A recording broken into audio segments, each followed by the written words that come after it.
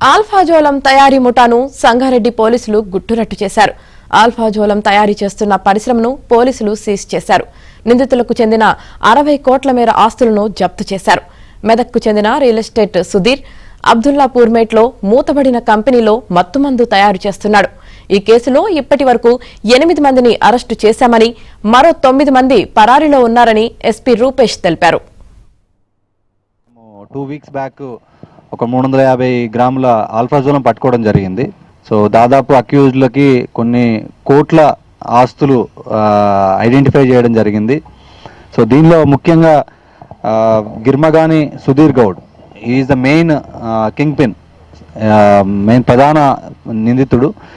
చాలా వరకు real estate business అని చెప్తా ఉంటాడు. బట్ ఇతను చేసే పని ఈ కల్తీ కళ్ళులో కలిపే ఆల్ఫాజోలంని డిస్ట్రిబ్యూట్ చేసేవాడు. గత 9 సంవత్సరాలుగా వివిధ సప్లయర్ల నుండి తీసుకొని దాన్ని డిస్ట్రిబ్యూట్ చేసి కొన్ని కేజీల చొప్పున అమ్మేవాడు. కాకపోతే మనం వేరే దగ్గర కొనడం ఎందుకు, మనమే తయారు చేద్దామనే ఉద్దేశంతో వీళ్ళంతా కూడా ఒక పెద్ద ప్లాంట్, దాదాపు ఒక 7-8 కోట్లు పెట్టి ఆ ప్లాంట్ కొనడం జరిగింది. ఈ ఆల్ఫాజోలం తోటే లాస్ట్ 1 ఇయర్లో వీళ్ళు దాదాపు మా అంచనా ప్రకారం ఒక 20 కోట్లు సంపాదించినట్టు అనుకుంటున్నాము. దాదాపుగా వీఆర్ సస్పెక్టింగ్ దట్ ఆల్మోస్ట్ ఒక 50 నుండి 60 కోట్ల ఆస్తులు కూడా పెట్టారు. సో ఇది చాలా పెద్ద మొత్తంలో, ఎందుకంటే వీళ్ళకి వేరే సోర్స్ ఆఫ్ ఇన్కమ్